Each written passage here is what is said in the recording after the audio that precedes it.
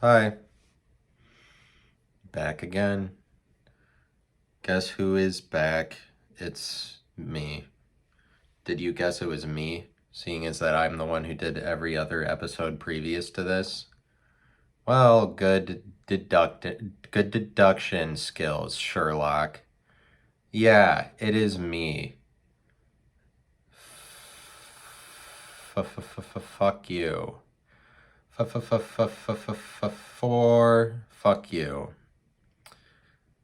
Find yourself. I I I can't do it for you. You have to find yourself. You find yourself. Where are you? Where are you? Do you have to go on a scavenger hunt? I hope that that's not how you set up finding out yourself for yourself. That would be really indirect and exhausting. If you set it up for yourself that finding out yourself is a scavenger hunt format, you have you have disorders. Um, Maybe sometimes people are like, hey, to me, like, you take your medication just to be funny. They're like, what disorders do you have? I have disorder, just that one. I'm disordered. Disorder. I have so much disorder that I'm disorder of dis sentence. I'm so disordered that I'm disordered. Disorder of dis sentence. Right here. This one. This one. Sorry. This one. This one. Smoke, roll one, smoke one. This one, this one. When you live like this, you're supposed to party. You hear the urgency in my voice? If you didn't, then maybe you don't belong here. There's a lot of barriers to entry for you even listening to me right now. Um, this is pretty high-ended information, and so maybe you should consider turning it off. All right. This isn't the standard list podcast, and so it's not just anybody just wanders in.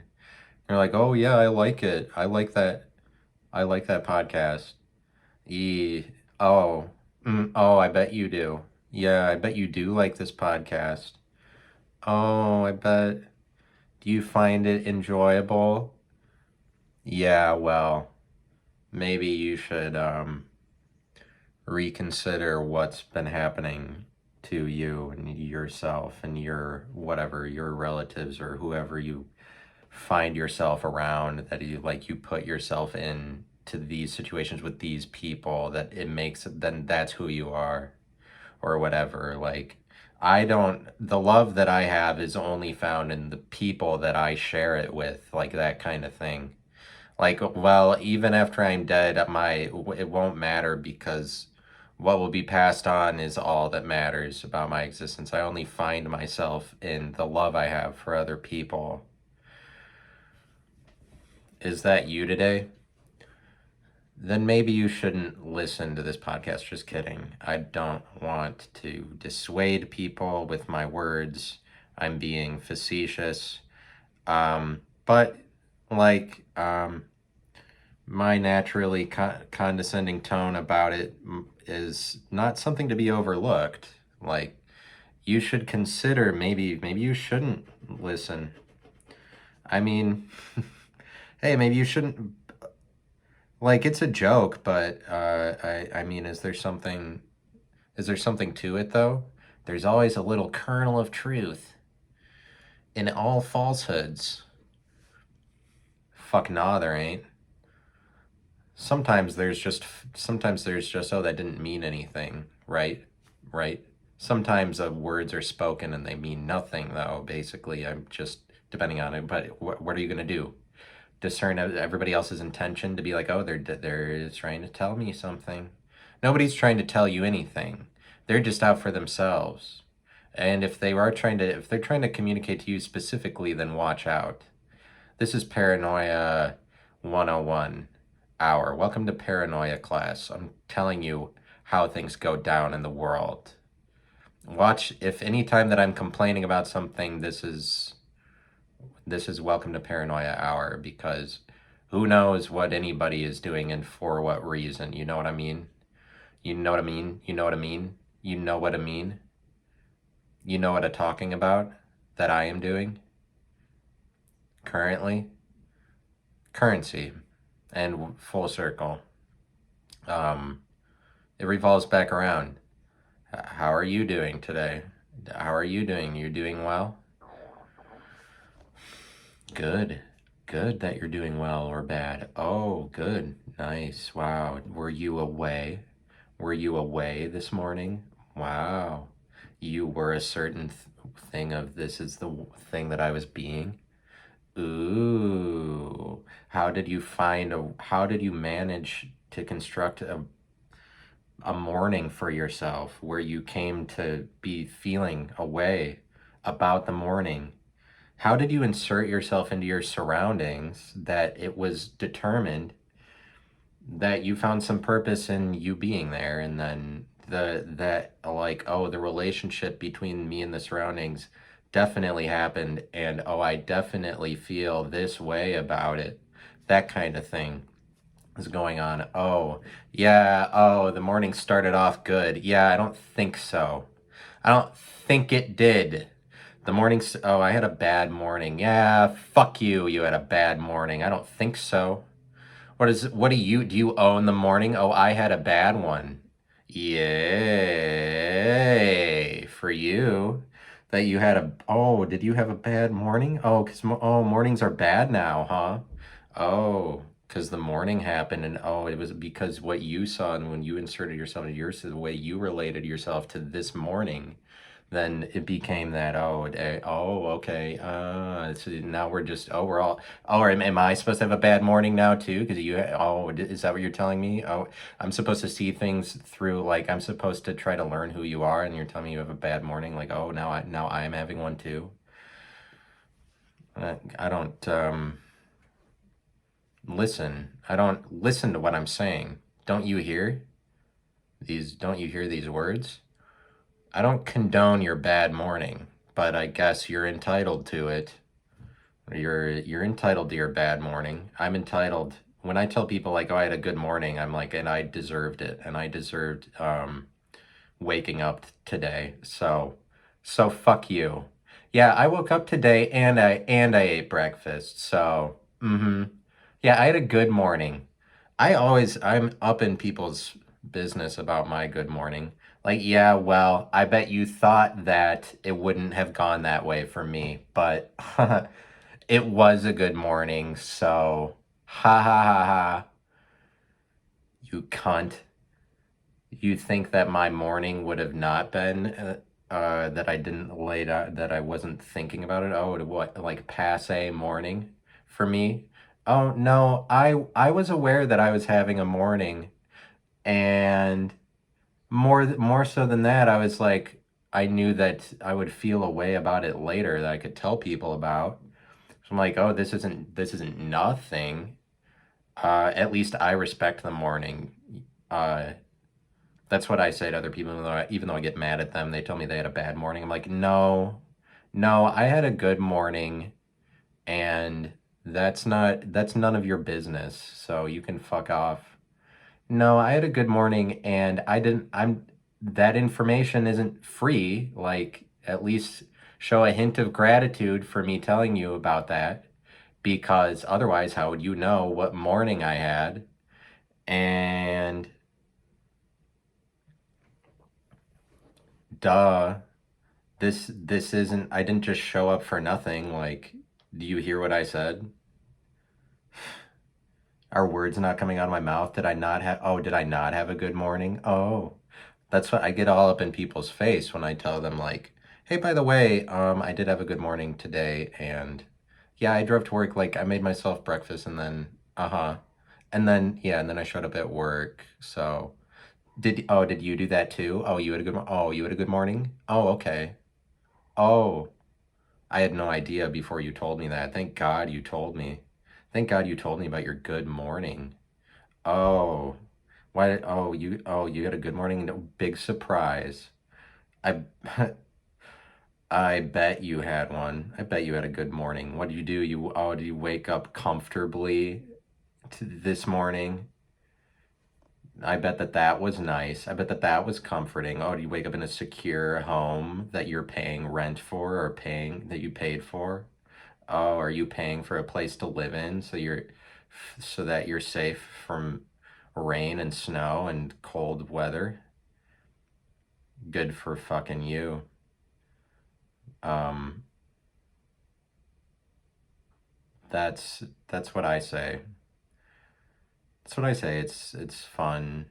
It's fun to say all that. Um, how how's it shaking? I was gonna do a Rocket League episode, a Twitch stream on Tuesday, and I did one, but then the Twitch stream cut out, and so then I didn't get to upload it. So there won't be another Twitch stream until this Tuesday, just so you know. And this is in the informational part of the broadcast. Let me show you a snapshot of my mind. This is a snapshot of my mind. Do you understand now? A picture is worth 1,000 words. Do you know what 1,000 words that was? If not, you might need to take some time replaying that, deconstructing it, so you can understand what I'm telling you. There is a lot that went into that, and I would appreciate your respect at a time like this. That if I'm going to be as vulnerable as to share that with you, what I just said, then maybe you should, because it's not like you're going to find that anywhere.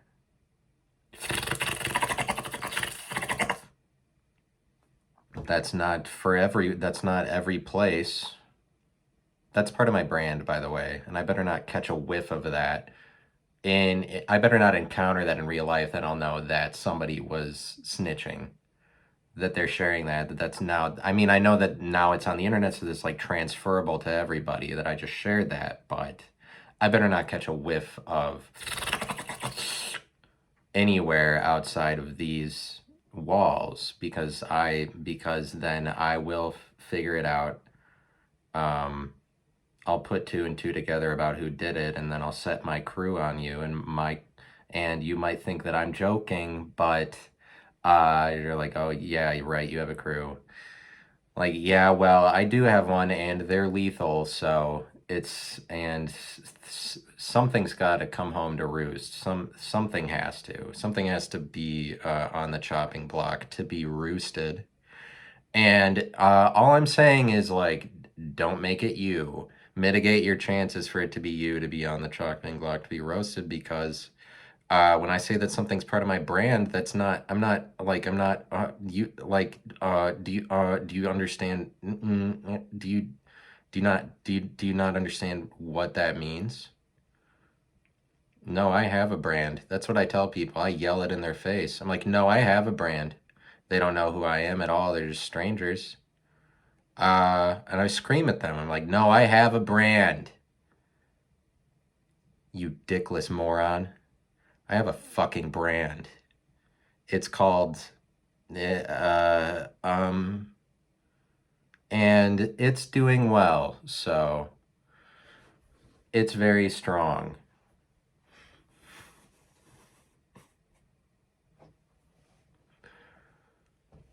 That's just 14 minutes of gold right there.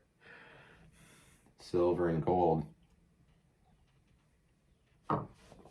How about the whatever? How about, I mean, you get that whatever that country is that they're like having like somebody invaded or whatever. It's like the one did it, and then there's like this guy that's leading, but then he went into or something, but then they're like went in there, but everyone's on social media like, no, we TikTok controls this war, not you. That's funny. Everyone's like, hey, dude, you can't. It just becomes like Russia invades Ukraine, and then it becomes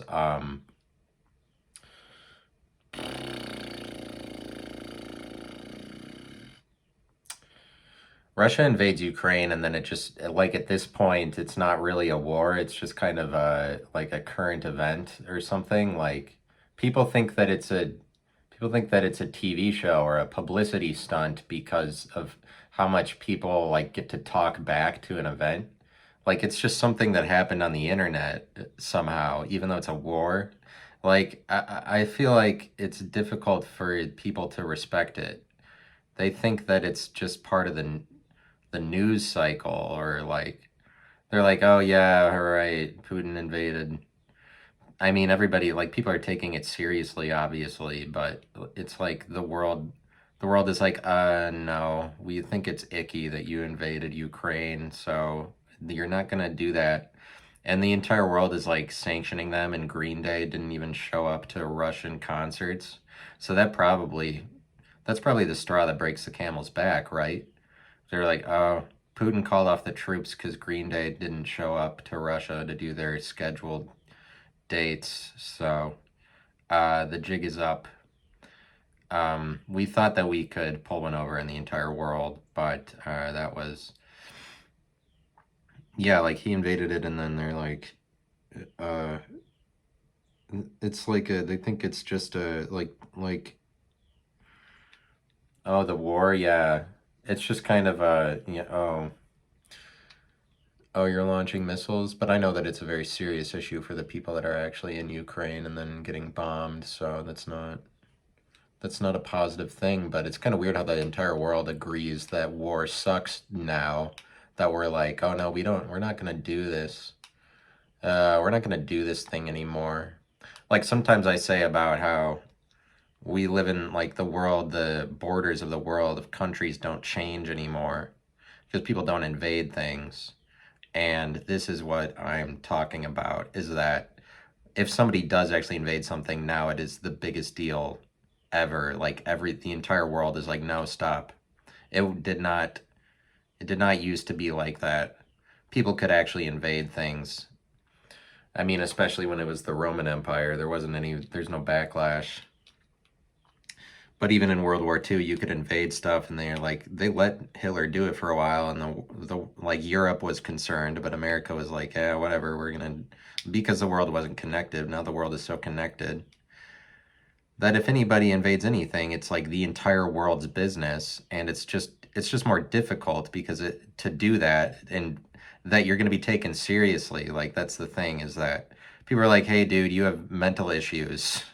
Like, there's too much dialogue about mental health now, that people are like, hey, Putin, you need to talk to a psychiatrist or something. Like, it's that we don't live in a world where you go to war now, right? You know that. I guess that news didn't get around to you. Like, Putin doesn't want to be passe. He doesn't want to fall off the map. He wants to stay relevant, so he's going to be like, oh, sorry, I didn't mean to. It's like Twitter got mad at him. I don't know. It's a possibility. Or like, didn't he say that he was calling off some troops or something? Or is that just a myth? Or is that just fake news? I mean, I don't know. Who cares about what the news reports about it? It's difficult that people would be dying, and that's tough. I'm against people dying on this podcast, and I don't care what anybody says. I get a lot of flack for that, but I'm pro life. All death is abortion. The earth is just a bigger womb. Have you ever heard that said before? That was Thomas Henry Anderson said that to Congress before he died of Lou Gehrig's disease. Do you remember that? He was like, today I consider myself the luckiest man on the face of the earth. All death is abortion. The earth is just a bigger womb. That was what, actually, no, I'm confusing it. That's what Lou Gehrig said. And then they're like, oh, you never made it to 500 home runs? Looks like you should have not gotten diseased. Maybe you shouldn't have gotten fatal diseases so soon, buddy. then maybe you could be in the 500 home run club, but I guess that disease was more important to you. Oh, I guess that you wanted to be in the have diseases named after you club instead. Baseball got all pissed. They're like, oh, I guess you have a new group of friends that you're identifying yourself to. Have a disease that's so unique that they name it after you, but then over time they're like, well, we need to be more scientific and it is not right to be personal at these matters, so let's forget about Lou Gehrig and call it something else. And then social media is like, would they call it, that's the ice bucket challenge disease. That's the disease you get from doing the ice bucket challenge or something? Like people just at this point they totally forgot about Lou Gehrig and now they're just like, that's that fun that's that fun trend where you dump water. That's what people remember about it now, rather than that it's like one of the most horrific diseases ever. Like, oh, ha ha ha ha, we're just having so much fun raising awareness. I know that it raised all this money, but people aren't really doing that now. And now it's kind of like not it's just spreading a lot of misinformation like as if Lou Gehrig's disease is fun. What is it called? LMS. L uh what's it called? PTSD. I can't remember. The Lou Gehrig's disease, whatever they change it to, the is like a couple letters now or something. It's not CTE because it's the one they get in the NFL. I don't, but it's just like, oh, the ice bucket challenge. They spread so much misinformation about it. I don't even remember the name of the disease. And that now that's what's remembered about it because people are not often like doing that now where they're like, hey, I'm doing the ice bucket challenge again. People wouldn't take you seriously. They'd be like, oh, yeah, we're done raising awareness for that disease. Don't you know that that trend is over?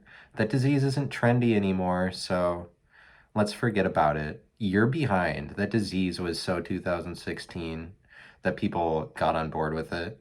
But that's just like, that's how superficial things get. It's like was it really about the disease or was it about people being part of a trend? And now in the aftermath of that, well, it's not trendy anymore. And so that's a critique on culture that you received just now, that you heard with your ears, with your two ears, I bet. Oh, I bet. Yeah. Did it go in one ear and no, it didn't go out the other ear?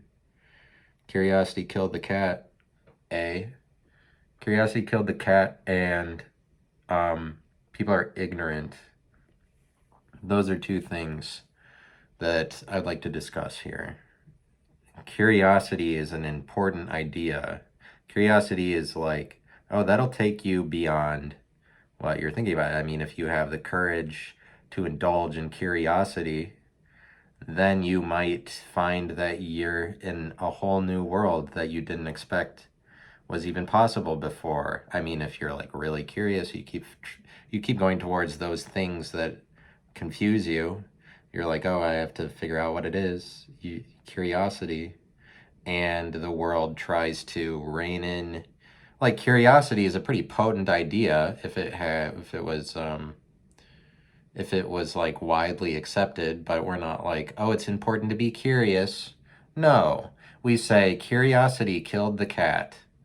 We say, and unfortunately, what really gets killed is curiosity with a phrase like that. Because, like, literally everybody knows it.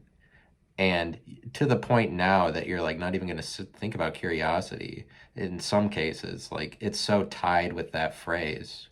That phrase is very limiting to curiosity when you think about the potential of curiosity. Where can curiosity bring you? Basically anywhere. Curiosity is very uncontainable that we limit it to this this phrase that like cause That's a major burden for the idea of curiosity. That's like in the same way that we make fun of people, or like we try to we judge people, we make fun of them, give them monikers for, and then like they stick, and then that person is kind of screwed, or at least for a period of time, maybe a long time, maybe temporarily, like judgments that we give to people to define them, and we make fun of people, and then it sticks, and then it sucks for them. Curiosity, that's what the entire world does for that idea. They came up with this definer where we're like, oh, curiosity killed the cat, and for whatever reason it sticks, so that everybody is saying it.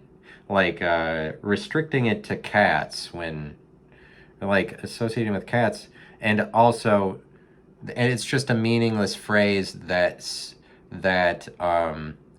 diminishes the power of curiosity, belittles curiosity, when you're like, curiosity killed the cat, because it doesn't mean anything, because curiosity in basically never kills the cat. Like most 99% of times, the cat, when it's curious, does not get killed as a result. Like if a cat, you have a house cat, it's curious, and then it's like goes around and it sees new tree ornaments, and then it bats them. The tree ornaments don't fall off and kill them. Cats are being curious like 24 hours in a day. And the percentage of times that the curiosity actually kills a cat is very, very low. That everybody says this phrase, repeats it. It's really just something that ends up belittling curiosity, or like you forget about, you're like, oh, curiosity killed the cat. I mean, then you're associating it with, that's why people share it. That's why people, and that's often why people share useless phrases that don't mean anything. Like people that like to say repetitive phrases are probably not that curious anyway. But this is like uncurious people are probably the kind of people that are going to share this phrase or say it as if it has meaning. People who don't like curiosity are going to be like, curiosity killed the cat. Remember that? Remember that thing that we all say, even though it doesn't mean anything. Some people are like, oh, but remember. But even I would say it. Like, I wouldn't actually say it. I wouldn't say it, but I would think about it. Like, oh, remember curiosity, because, and then people associate it with like, oh, you're going to get killed if you're too curious, because remember the cat got killed. When no, what evidence is there the cat got killed? Like, is that phrase even based on one cat that got killed when it happened? And if it was, then you're just blowing up something that doesn't happen that often. Like, it's not even, I doubt it's even based on anything. There's no evidence. They didn't run any studies. Like, oh, that killed the cat. They tested 300 cats in various states of curiosity, in various curious scenarios. And those cats, and then it was determined that, yes, curiosity killed the cat. It's not very scientific, I wouldn't say. It's just demeaning to curiosity, right? But how about ignorance? How about, oh, you're ignorant. That's ignorant. Well, if you if you talk out of turn, if you just start saying things, then, well, you're ignorant. And like as if there's no room for ignorant people on the earth.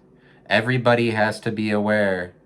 Yeah, like there's no people on earth that have ADD, that just don't really hear things and are naturally ignoring the world around them. I'm saying, think about what you're attacking with ignorance. You're just talking about people who are ignoring. But it's like, it's the same as a world that gets pissed at, well, you have to be listening. Not if you're if you're somebody who's ignoring things. No, well, you just gotta listen more. You gotta try hard you gotta try. Well, I mean, yeah, why don't I try hard to listen and then also try hard to be a really good tennis player too? Why don't I try really hard to be a good fisher? Why don't fisherman, catching perch? and walleye and bass. Why don't I be a bass specialist too? Why don't I try to listen to bass to tap into their wavelengths so that I can catch more of them? Why not go further? Why don't I just listen to everyone? Because then you'd be like, well, people are more important than bass. So that's why you have to listen to people. But I'd be like, well, why oh what where does it stop? If I go out of my way to listen to one dumb person, why don't I go dumber? Why don't I just make it so that I listen to anybody who's saying anything because everyone has something important to say? Where does it stop? Why don't I just I'm supposed to listen all the time? Like people talk about ignorance as if there aren't people that ignore things. Like there's no room for the people ignoring things. That's what you can't be today. You can't ignore, or as if ignorance is unself awareness, as if that's the same thing, or but it's just people are, anybody can. It's just an easy thing to call people to. So, when this is such a taboo. Like, don't be ignorant. People are just talking about like self awareness is really important. The world today, self awareness is more important because now we're slightly more aware to the point that we're aware enough that we're saying that self awareness is important. And I feel like that wasn't the case 25 years ago. Uh, Now everything is like, oh, we are aware that we're aware, and like people try harder to be aware now.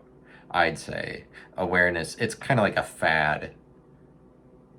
It's a phenomenon. It's like a trend a little bit. Be aware. That's like the thing that we're calling being in tune with political issues and like in tune with the world or being relevant. That's just that's a fashionable way of being relevant. Is like self-aware is just kind of a thing that we call it now. Like, well, you need to be aware of issues. It's like similar to starting a dialogue or like, and so what comes along with that is like, well, obviously we need to be the importance of self-awareness, because it is important to be self-aware. But like people weren't thinking of that as self-awareness so much. Like, I'm saying the word is more popularized over the course of the last like 25 years. Eh, you can take that or leave it. Is it true? That's up for you to decide. Do your research. Do your research. There's like Google tells you the height of popularity of a word. So um, just do your research. You're the scientist. I'm just saying the words so I like, you know, I it's just that, oh, evidence is so important. Well, without people creating things that you can scrutinize, what science is there? Where's science? Without people actually saying something that everyone's like, oh my God, what was just said? We need to figure it out. Oh, you're a liar. Without anybody putting the thing out there that then can be interpreted as either truth or a lie. Where are you? Where are you, science? Science is dependent on somebody else creating something, because then they have to verify it across all sources later on because they're science. Because they're like the last, like, they would take forever to verify something because it needs to be totally evident. You know how science gets. You know how science is just like, science is strict, like litigious. If you're really a scientist, or like the scientific method, um, it's religious. There are religious activities, but it's like Kent Hovind was telling everybody that science is a religion before anybody was. And then he gets really big in Christian circles because he got a hold of this true thing that he's kind of like basing his whole persona, his entertaining persona around, which is that, well, science is a religion too. And he's saying that before other people did, Kent Hovind. And then he actually makes people look bad in debates between creation and evolution, because he's like, oh, by the way, ev- like evolution, that's religion too. And evolution kind of acts, I mean, there is some lack of self-awareness, I think, that evolution has. Before Kent Hovind, I mean, I'm not, here's the thing. Unfortunately, I'm now defending Kent Hovind. That guy is a fast-talking con gopher, like a character portrayed in some Onion video. Like there's an Onion video, like Congress got swindled out of their money by a fast-talking con gopher or something. That's what Kent Hovind is. He's like, he speaks really fast and has all of these zingers, but like he has he has timing that would have been acceptable for standards of timing when he was popular. Now it looks like a facade, but I don't know. That guy sucks, Kent Hovind, but like everyone can agree that he sucks. It's just that like he would kind of win debates because because science wasn't able to admit that they are also like a theory that's worth judging things against. But you can't be ignorant. And it's like what are the standards? What are the standards of ignorance? What are you saying is ignorant? But people say that like when they find what they perceive to be self-awareness in you, then you're being ignorant. Like, oh, that's not aware. You're being ignorant. But it's just up to interpretation. Nobody owns, and really, you should try ignoring people a lot before you think you get to speak on ignorance. Like, it's people that are saying they're totally separated from ignorance that would ever call you ignorant. People that are so above it, they would never ignore a thing, that are like, oh, that's ignorant. It's only people that just, oh, wait, what, you've never ignored anything?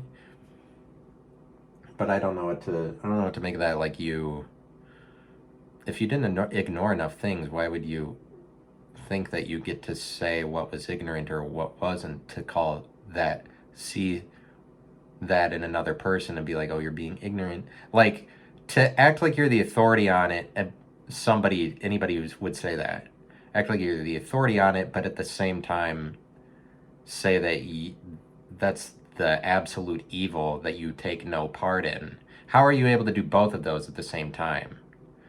So, like, I completely am not ignorant. You're ignorant. Like, when something gets that stigmatized, where it's like that much of a taboo, something like ignorance, and it can be different things, but like that, what I just said about ignorance as applied to everything, that people are like, would call you like, oh, you're being this 100%, and that is the worst. And I know that even though I have no experience in it, because I don't partake in that. I don't know, like Christians with sinning. But I mean, Christians have a tough time saying that they sinned, but then they're like, I admit my sins. I mean, it all goes to God. God gets all those sins. God's like, I get your sins. Jesus gets them all. But that's part of the secrecy of it. Is like those sins don't get communicated. Like for a Christian, that Jesus automatically gets all of your sins, you get them forgiven, then it makes you exempt from relating those sins to humanity, really. And so they're like, Christianity will say, well, there's methods for when you sin against another believer in the church, you have to bring it to them, or like there's rules, and then, or bring it to the church if it's that big of a deal. But that never happens. Nobody who sins again, nobody's like, you're not expected to actually confess or ask for forgiveness from another person, or like that's going to bar you from heaven. What bars you from heaven is not asking forgiveness from Jesus. So like so if Christians are sinning, it makes them exempt from bringing that back up to humanity, or like So you would never have to share your flaws as a Christian with anybody because they just all go to the guy in the sky and they don't really get seen, and you can just whisper it in your head and then all of your faults are gone. How about that? And who cares about paying the penalty on earth, because now it's just up in heaven, all of those sins. So it's like you then now don't have to answer to it from anybody, any other person in the world. So it kind of like it builds up this secrecy. I'd say that adds to this secrecy that characterizes the Christian church, the same kind that makes a Christian separate from the world.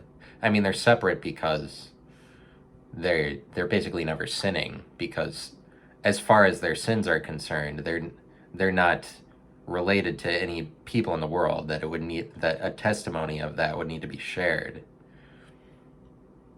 But I guess they share their testimony sometimes. But it's just like not every they share their Christians would share their testimony, and then that might involve like I was a sinner before, but now it doesn't matter because God got all of that, and so good luck holding me to it because I confessed it. So suck it, confessed it to God. God's better than you.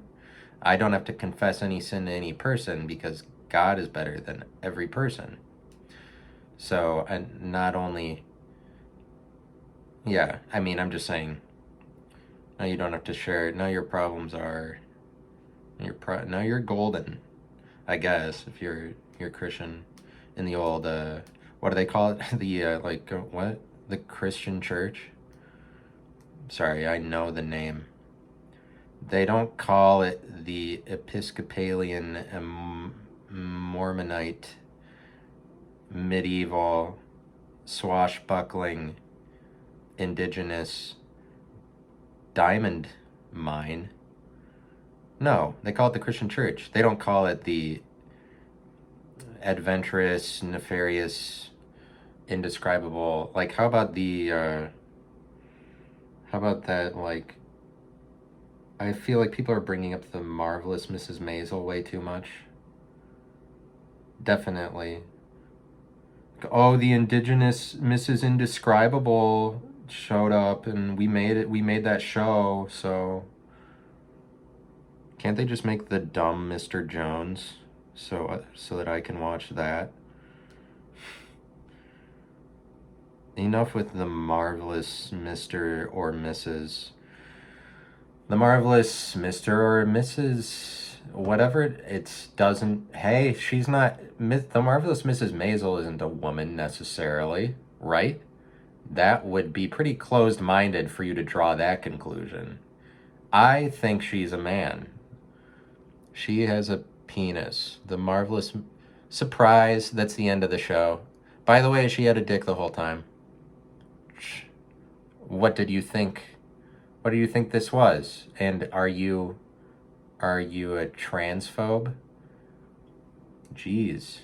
Wow. I guess now we know a little bit more about how bigoted the country is. They didn't think, oh, you thought the marvelous Mrs. Maisel was a woman? That's kind of a lot of bigotry that you're taking on just with that one statement. Are you a bigot? Oh, the marvelous Mrs. Maisel. The Mrs. Well, good for that, I guess. I don't know. If you're watching that show, I can't help you. But I could help you with just basically about everything, but you're in pretty uncharted territory there. You're actually watching that show and enjoying it. I can't wait for the next episode to come out, that kind of thing.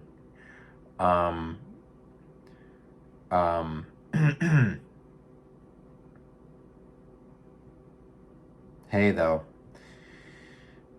Hey, but like, I mean, if there is even a shred of ignorance to be found in you,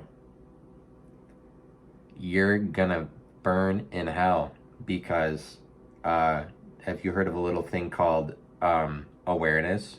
Have you heard of a little thing called politics and feminism and racism? Are you being ignorant? Or you're being I mean, people, but the Christians are like, you're sinners. So they're totally separate in some senses, but they're separate in the way that people who aren't in the Christian church are just like left with the guilt of it on their own. So they're not like sending it into the sky. I send this into the sky. All my wrongdoing, just like jettisoning it out into space like it's yesterday's waste. I didn't. Now it's gone. Ha ha ha. I'm forgiven just by whispering it to myself, to God. Now I'm fine. Suck it, world. That's a fun idea, I guess. But, like, why the guilt? Why? I mean, I guess I understand it. Why get bogged down with with guilt that barely exists? Like, um, guilty. Why would you need to feel guilty? I guess it's kind of like in The Exorcist when they brought in the Exorcist and he's like, "Hey, don't listen to the demon that's talking to you that from the demon possessed girl. They're just trying to trick you. They're just going to tell you lies. Um like don't listen to her." But it's kind of like an analogy for the way that the church separates itself from commoners and commonality, where this girl that's possessed is like she's just a deviant and a child of divorce. And on unfortunately she started to get possessed by like evil itself. And then the exorcist comes in, but um it's kind of like the exorcist is the only person on earth that has that much power that it actually believes that there's people on earth that actually believe in this thing, like a demon, to that extent. Like somebody who has been a devout Catholic their whole life is the only kind of person that is that devoted to that kind of energy, that kind of belief, that they're actually going to take this thing seriously. Like there's basically only the point is that the exorcist that they bring in is so high up on the chain of Catholicism. Like the first priest that goes to the house is lower in the chain. He doesn't even know that there are Catholics that do exorcism. He thinks that the church doesn't even deal with it, but he's just like, he doesn't know about the upper echelon, like the Catholics that are really devout. Like the exorcist they bring in is so high up that he's like, but it's just telling you this about there's people in churches that they are the only authority on things of this matter, and there's some truth to it. Like if there's something that's truly paranormal going on, this movie tells you that, like, they bring her to all these doctors and the doctors try to come up with, they're like, oh, they have this disorder, or they try to explain it away as something that can be diagnosed or just explained, but it's like truly paranormal. And so what do you do in life if there is something truly paranormal happening? As it turns out, like it would be like a highly, like somebody who's just been a Catholic their whole life is the only person that has the authority or the power, like that they've dedicated themselves to a single belief that much. They're the only people, like, there is this authority that the church has, and it's higher than the authority of medicine and news agencies and whatever, because it's only somebody who's devoted themselves to paranormal things their entire life that could then say something about like the negative side of it, like on either side. Like if you're a witch doctor, like they kind of cancel each other out.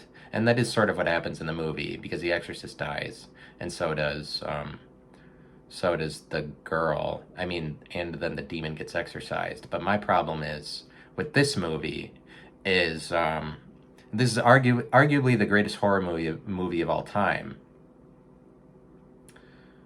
Why is the exorcist the second priest that they bring in, and the cover of the movie is the second priest showing up at the residence with a street light above him? That's the cover of the movie, and it's called The Exorcist. So he is the exorcist, but yet he's not even the one that he's not the one who exorcises her, because it's the lower level priest that exorcises her by saying, take me instead.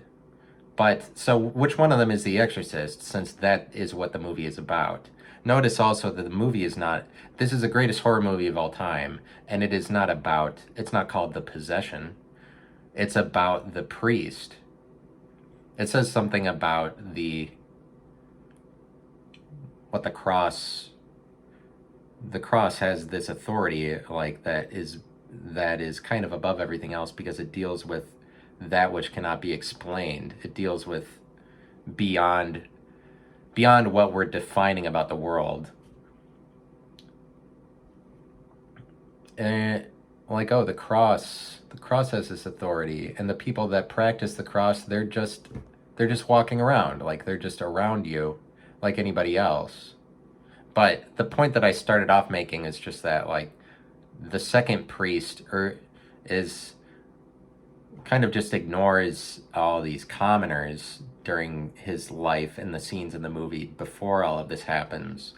The priest that they show the most, not the guy that's like not the ringer that they bring in. The priest that they show the most, he's just like passing by all these people, trying to ignore all these commoners in his daily life, living a life of devotion to this specific thing. Like, he's very devoted to Catholicism. And so then that makes you hieratic as opposed to demotic, where demotic is more like democratic. Like, if you're in the church, you are committing yourself to higher levels of authority than that you would be seen as a commoner, because there's this special life that you're committing to, and like a specific one too. Special in that it is very specific. That's how it is. That special is because committing yourself to one specific thing, or a life devoted to Christ, gives you more authority, and somehow gives you more authority than commoners who are not committing to any sort of specialized environment. And so, like, this priest ignores a guy, a homeless man, who asks him for money, but the picture is just that, like, well, he's the priest here, he's above him, but then the homeless guy is making him feel guilty. And it's kind of like, to somebody like a priest, guilt is embodied in everybody that's below you. But it's like, that's what the priest needs to watch out for what the demon possessed girl is saying, that the demons are saying to him through her. He needs to watch out for their lies, or the guilt that the demon possessed girl is trying to put on him, make him feel guilty. It's the same kind of guilt that he is above. He's above all of the commoners, the vulgar masses of the world, and they present this picture to him of, like, you can always do more to help them out. And it's really like all of the people below him collectively are like the potential of all the things he could feel guilty about. But that's partially what's embodied just in the demon that's possessing the girl. It's like pure evil, but it's just pure democratic, like lower level kinds of people, in contrast to the people who are hieratic. Demotic people versus hieratic people. Hieratic people committed to like lifestyles of nobility or higher statuses, rather than people who don't commit to that. I'm saying that is what, but it's in some senses like the masses, people who don't go to church. People who go to church are like, don't listen to them, because they're just going to tell you lies about that you should be common like they are. That's kind of what The Exorcist is about a little bit. It's like, don't listen to the lower levels. So I'm saying, like, the demon, it sort of represents, like, you could go further, not necessarily see it as a demon, but interpret it like it's a dream. Movies are like dreams, especially the ones that get remembered the longest. They're like dreams that the country can still try to interpret, but then horror movies are like nightmares. But you can have a vivid nightmare, and a vivid nightmare is probably one of the most interesting things to try to interpret, because it's so profound, I would say, or it's richer. I'd say like a nightmare is a lot more rich than a dainty little non-nightmare, and so as a result of that, might actually say probably has the most information, or you could really understand something from interpreting one of your own nightmares more so than a regular dream. Possibly. I don't know if that's true. It's just that there's some people that like horror movies, and those are the kind of people that would be like, oh, I had a nightmare that's interesting, or like even though it was scary to you, you would be drawn to it. But it's like The Exorcist is like a nightmare you could interpret. I don't know. It's ultimately kind of a lot of propaganda for the cross, I would say, that movie, because it's only the cross that can resolve all irrational behavior or something like that. But that's what the cross is always doing. The people who own the cross are holding it over the masses and calming their primitive behavior with it. Christians are telling the masses the power of Christ compels you to calm them down. Is it better or is it worse? Is it better? You could argue it's more evolved to diminish your more primitive spirit, or the kinds of things that cause you to just say whatever vulgar swear words, like the way that demon possessed girl is, like the way she is just completely wild, like completely animalistic. But that's the kind of spirit that the Christian church seeks to drive out just in people. I'm saying that the exorcism itself kind of represents a, but wow,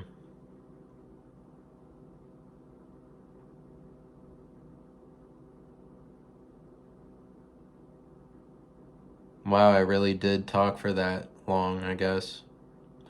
I don't want you to not tune in. I want you to listen. Didn't I didn't mean to be sarcastic. I didn't mean to be mean. The means by which I was mean, I hope they didn't portray me as mean. I used a number of means today by which I explained, well, I mean, it's just, mean. It's, it's relatively mean how mean I was. I guess it just depends on what you think was mean. If I was mean or not. Was I that mean? I mean, but who knows what I mean? The meaning goes beyond just what me being mean. Is anybody ever mean? Or is there always more meaning? I feel like there is more meaning with mean than nice. Nice is kind of more explainable. Maybe. Mean is like, why are they being mean? But that's the way that we treat it. People aren't like, why are they being nice? Well, situations can arise where you would be confused about somebody being nice to you. I've seen it happen.